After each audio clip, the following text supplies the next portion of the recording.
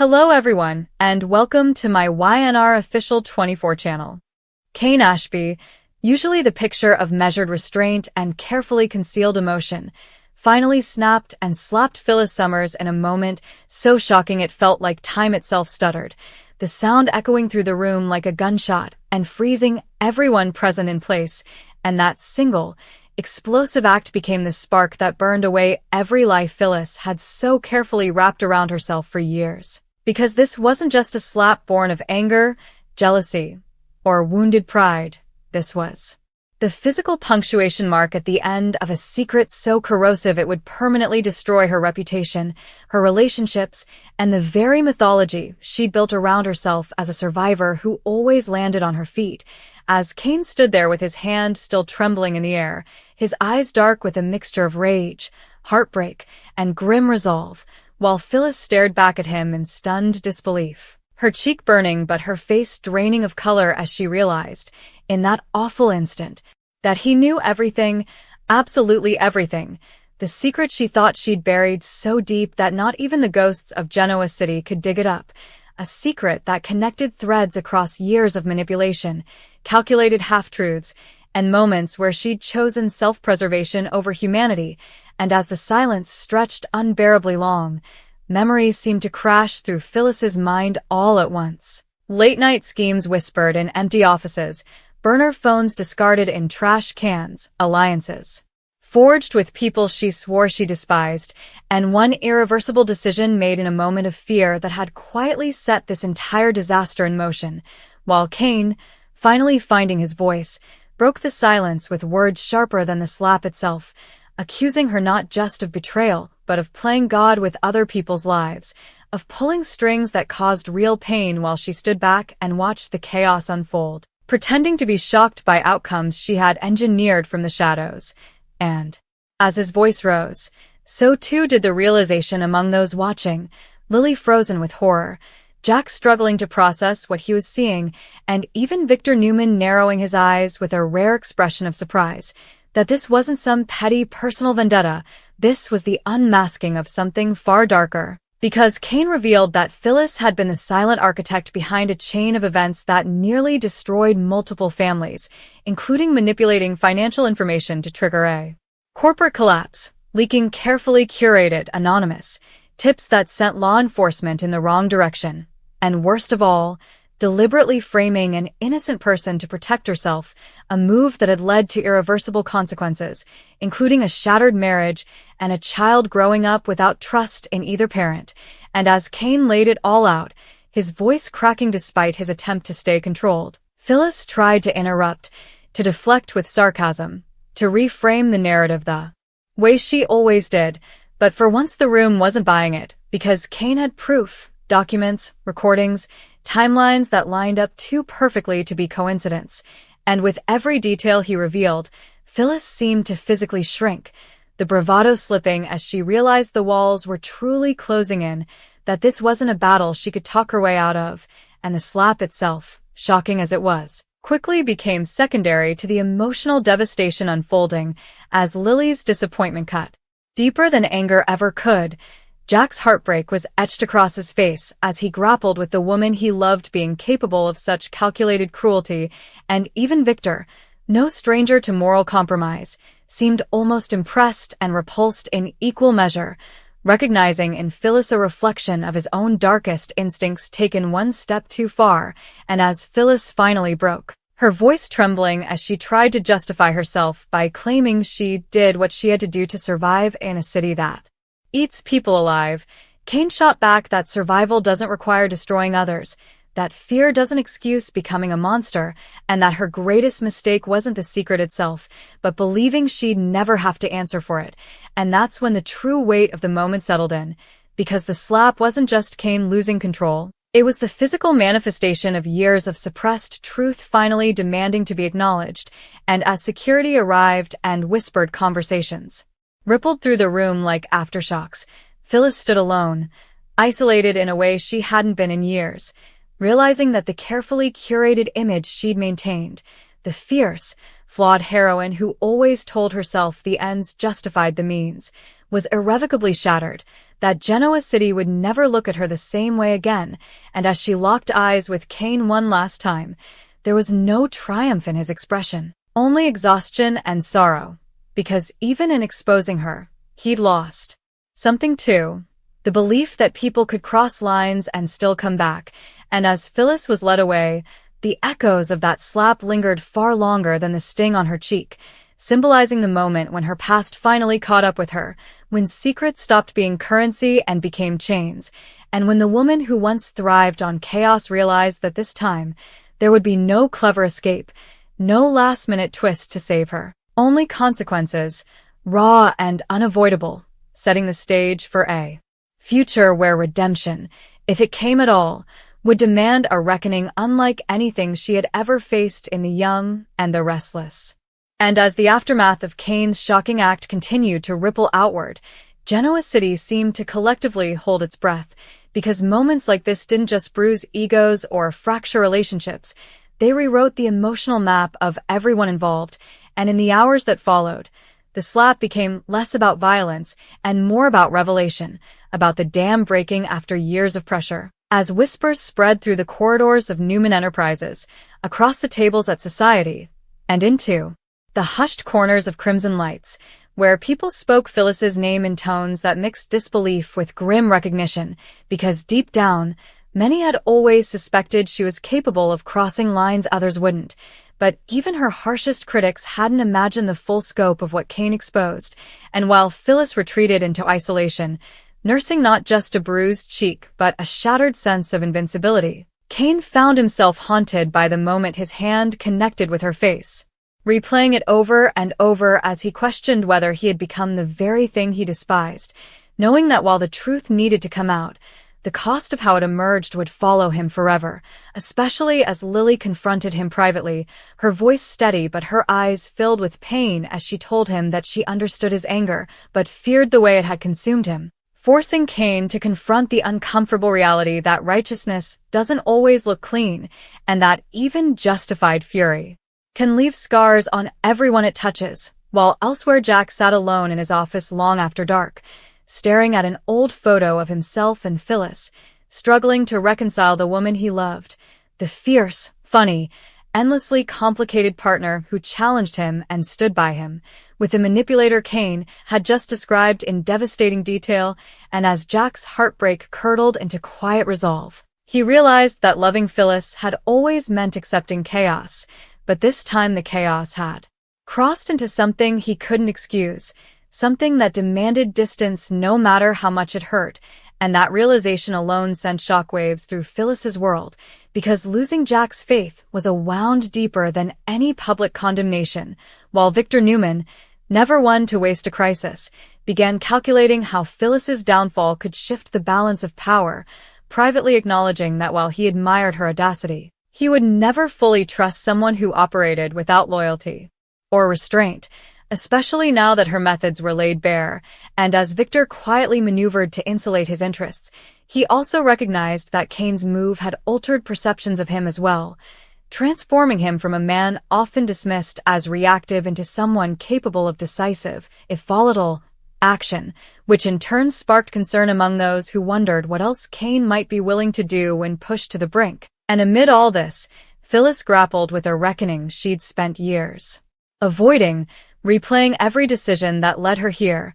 every moment she chose control over compassion, telling herself she was protecting herself in a city where vulnerability was weakness, only to now face the brutal irony that her greatest fear, being exposed, powerless, and alone, had come true precisely because she refused to trust anyone enough to share the truth, and as the days passed, the evidence Kane revealed continued to unravel threads that extended far beyond Phyllis herself, reopening old investigations, forcing public apologies from institutions misled by her anonymous tips, and compelling innocent people she had scapegoated to confront the truth of what they'd lost, including one tearful reunion that left observers shaken as a family finally learned they'd been torn apart by a lie, and that moment alone became a turning point in public opinion. Because while some still sympathized with Phyllis's survival instinct, many could no longer justify the collateral damage of her choices, and yet, In true Genoa City fashion,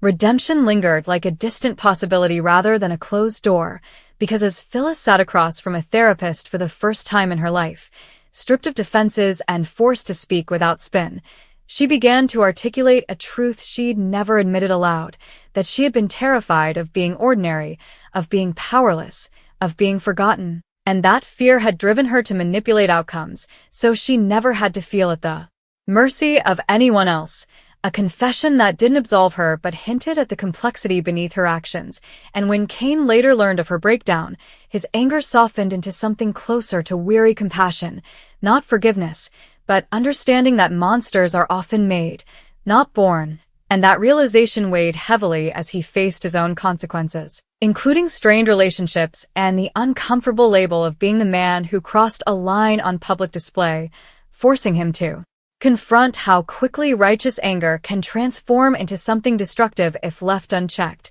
And as Genoa City adjusted to this new reality, alliances shifted, trust was renegotiated, and long-simmering resentments resurfaced, all traced back to that single explosive moment when Kane's restraint finally shattered, exposing not just Phyllis's secret, but the fragile moral scaffolding holding so many lives together. And in the end, the true devastation wasn't the slap itself or even the scandal that followed, but the irreversible loss of innocence it represented for everyone involved, a collective realization that survival without accountability corrodes the soul, that truth delayed becomes truth weaponized, and that in a city built on secrets, the most dangerous illusion of all is believing you'll never have to face the consequences of your own. As the weeks rolled on, the shock of that night didn't fade so much as it settled into Genoa City like a permanent change in the weather,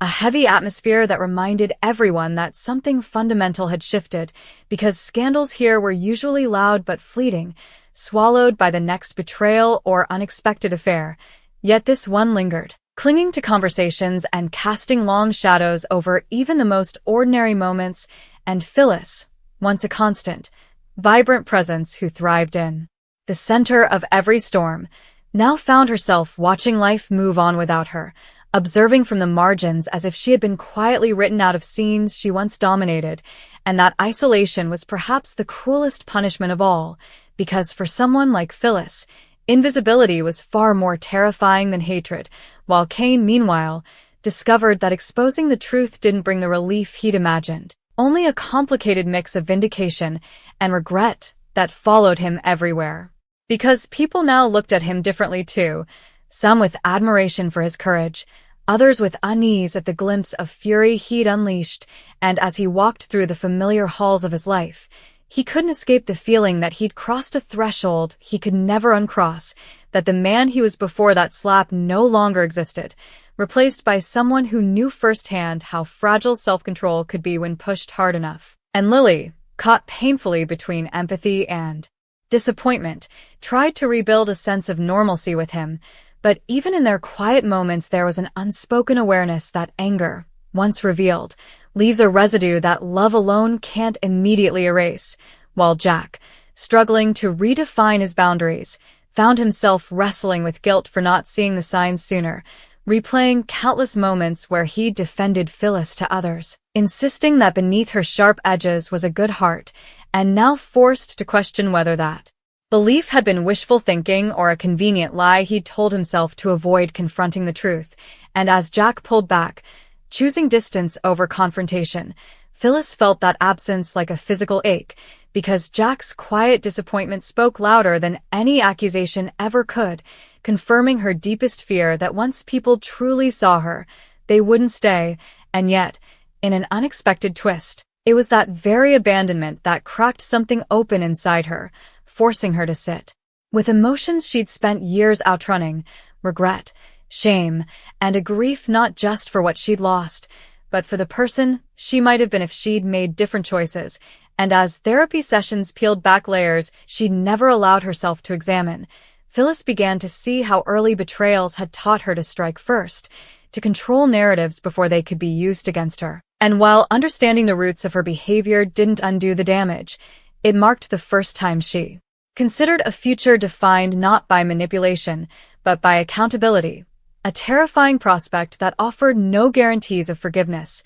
only the possibility of self-respect. While across town, Victor Newman observed these developments with measured interest, recognizing that downfall often creates opportunity, but also aware that underestimated players can be the most dangerous of all, quietly reminding his family that Phyllis, cornered and stripped of power, could still be unpredictable, and that Kane, having proven capable of explosive action, was no longer a variable to ignore, and as business strategies shifted to account for these new dynamics, the personal consequences continued to ripple outward, with friendships fraying as people were forced to choose sides, some arguing that Phyllis's actions, while unforgivable, were no worse than sins committed by others who'd somehow escaped such public reckoning, while others insisted that drawing moral lines was meaningless if they were never enforced, sparking debates that revealed more about the speakers than the subject herself, and in the midst of it all,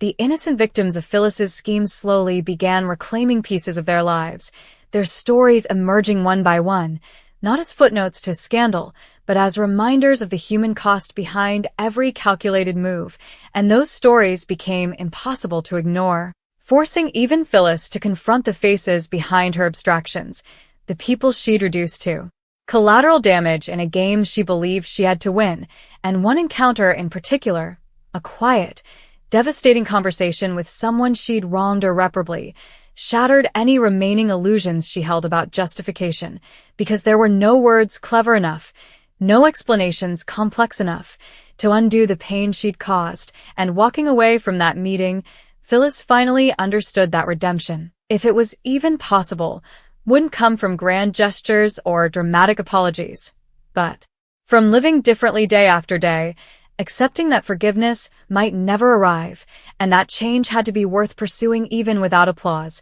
while Kane, grappling with his own internal reckoning, sought counsel from unlikely places, conversations with people who challenged his narrative of righteous fury, forcing him to confront the reality that while exposing the truth was necessary, the violence of his reaction risked overshadowing the very justice he sought, and as he worked through that conflict, he began to see that accountability applied to him too, that acknowledging wrongdoing didn't diminish the validity of his cause, but strengthened it, a lesson that slowly began to reshape how others viewed him, not as a hero or a villain, but as a flawed man navigating the consequences of impossible choices. And as seasons changed and Genoa City adjusted to its new normal, the memory of that slap transformed from a shocking headline into a cautionary tale, a symbol of what happens when secrets are buried instead of confronted, when anger is suppressed until it explodes, and when survival is prioritized over integrity, and though time softened some wounds, others remained raw, serving as reminders that some actions permanently alter the landscape of relationships, and in quieter moments, as Phyllis walked through familiar streets no longer buzzing with her presence, she reflected on the irony that losing everything had finally given her clarity, not absolution, but honesty, and as she looked ahead to an uncertain future defined not by schemes but by choices made in the open, she understood that the secret that destroyed her forever had also stripped her down to something real, something fragile and unprotected, and whether that vulnerability would ultimately be her undoing or her salvation remained an open question, one that Genoa City, ever watchful, would continue to answer day by day, long after the echo of Kane's hand against her cheek had faded into history, leaving behind a legacy of truth, consequence, and the uneasy hope that even the most restless souls can learn to live without running from themselves.